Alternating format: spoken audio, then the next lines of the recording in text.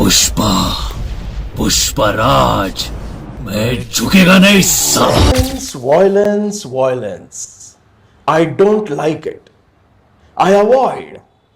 But आज के समय हिंदी बेल्ट की ऑडियंस हिंदी मूवीज से ज्यादा साउथ इंडियन मूवीज को पसंद कर रही है, क्योंकि साउथ इंडियन मूवीज के कंटेंट एकदम फ्रेश और यूनिक होते हैं। लेकिन इसके अलावा हिंदी बेल्ट की ऑडियंस साउथ इंडियन मूवीज से सिर्फ इसलिए कनेक्ट कर पाती है क्योंकि वे मूवीज हिंदी भाषा में होती हैं। अब ये तो हम सभी को मानना पड़ेगा कि अपनी ही भाषा में मूवी देखने का एक अलग ही मजा होता है। लेकिन हम जो साउथ इंडियन मूवीज से इतने अच्छे से कनेक्ट कर पाते हैं, इसका पूरा क्रेडिट जाता है इन मूवीज को हिंदी डब करने वाले वॉइस आर्टिस्ट को। और आज की इस वीडियो में हम उन्हीं वॉइस आर्टिस्ट के बारे में बात करेंगे जिन्होंने की साउथ के कुछ फेमस कैरेक्टर को अपनी हिंदी वॉइस दी है।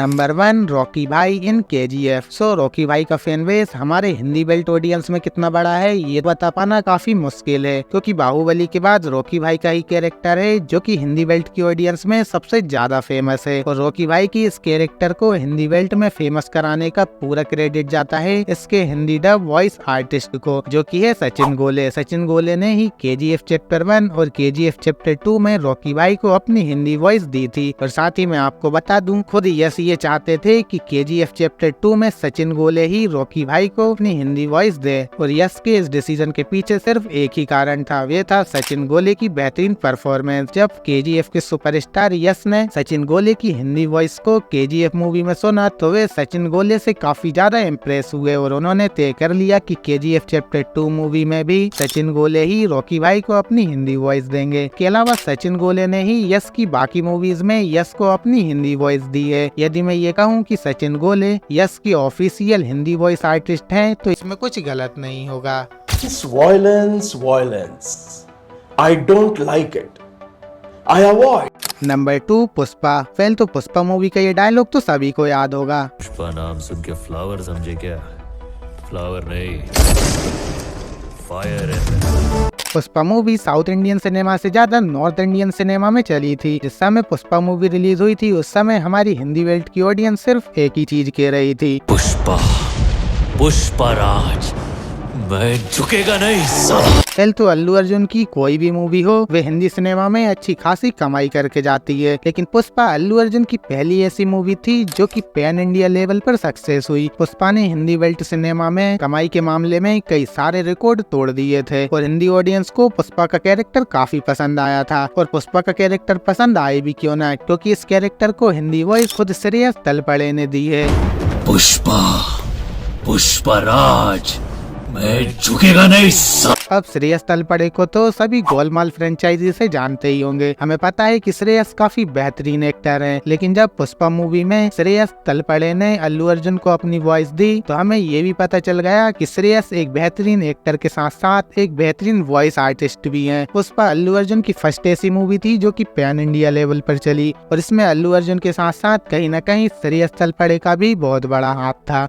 नंबर 3, लियो। लोकेश सिनेमैटिक यूनिवर्स की थर्ड मूवी लियो को तो आप सभी ने देखा होगा, जिसमें कि हमारे बॉलीवुड के बेस्ट विलन में से एक संजय दत्त भी नजर आए थे। अब जिस मूवी में थलापति विजय और संजय दत्त एक साथ नजर आए उस मूवी के चलना तो लाजमी है। लेकिन क्या आप जानते हैं थलापति विजय के कैरेक्टर लियो को हिंदी वॉइस किसने दी है? तो मैं आपको बता दूं, लियो मूवी में थलापति विजय के कैरेक्टर लियो को अपनी हिंदी वॉइस दी है कॉमेडी स्टार कृष्णा ने। वेल तो अभी तक तो कृष्णा ने केवल अपनी कॉमेडी से हम सबको अपना दीवाना बनाया था, लेकिन लियो मूवी में थलापति विजय को अपनी हिंदी वॉइस देकर कृष्णा ने ये साबित कर दिया कि वे एक मल्टी टैलेंटेड पर्सन है। कृष्णा कॉमेडी के साथ साथ वॉइस डबिंग भी काफी बेहतरीन तरीके से करते हैं। अगर वो मेरे जैसा दिखता है तो मेरा क्या कसूर? उल्टा तुम लोगों ने मेरा जीना हराम कर दिया। क्यों मेरे परिवार के पीछे पड़े हो?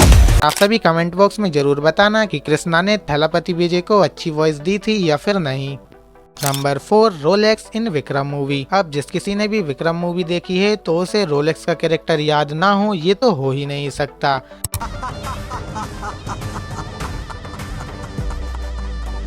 2 घंटे 54 मिनट की इस मूवी में सूर्या का कैरेक्टर रोलेक्स मात्र 5 मिनट के लिए दिखाया गया था। रोलेक्स के 5 मिनट के अपीयरेंस ने इस मूवी के बाकी सभी कैरेक्टर से लाइमलाइट छीन ली थी और हम हिंदी बेल्ट की ऑडियंस रोलेक्स से सिर्फ इसलिए कनेक्ट कर पाए क्योंकि इसकी हिंदी डबिंग काफी बेहतरीन की गई थी। शेर शिकार पे निकले तो जंगल खुशहाल होना चाहिए। जो शेर भूखा रहा तो जंगल भी भूख से मरेगा। और शायद आपको पता ना हो, रोलेक्स की वॉइस को हिंदी में डब करने वाले वॉइस आर्टिस्ट का नाम है साईं तरुण सेवी। जो भी भूखा होगा उसे कोई नहीं रोक पाएगा। वापस शुरू करूंगा स्क्रैच से, कल डे 1 उससे। साईं तरुण सेवी ने रोलेक्स के कैरेक्टर को काफी बेहतरीन तरीके से हिंदी में डब किया। साईं तरुण सेवी की हिंदी वॉइस के कारण ही हम सभी रोलेक्स के कैरेक्टर से इतना ज्यादा कनेक्ट कर पाए। Number 5, Baahubali. Baahubali south Indian cinema की पहली ऐसी मूवी थी जो कि पैन इंडिया लेवल पर चली थी। लेकिन ये कहना कि ये मूवी केवल पैन इंडिया लेवल पर चली थी ये गलत होगा, क्योंकि इस मूवी ने इंडिया के बाहर भी काफी नाम कमाया था। ये राजामौली की पहली ऐसी मूवी थी जो कि इंटरनेशनल लेवल पर भी काफी सक्सेस रही, और इसी मूवी के बाद से प्रभास को पैन इंडिया लेवल स्टार का दर्जा दिया गया। वेल, तो बाहुबली की पर्सनालिटी को देखते हुए इस कैरेक्टर की हिंदी वॉइस डबिंग की जिम्मेदारी दी गई शरद केलकर नाम के इन वॉइस आर्टिस्ट को। वैसे मैं आपको बता दूं, शरद केलकर ने ही बाहुबली 1 और बाहुबली 2 में प्रभास के कैरेक्टर बाहुबली को अपनी हिंदी वॉइस दी थी। जब तक तुम मेरे साथ हो मुझे मारने वाला पैदा नहीं हुआ मामा।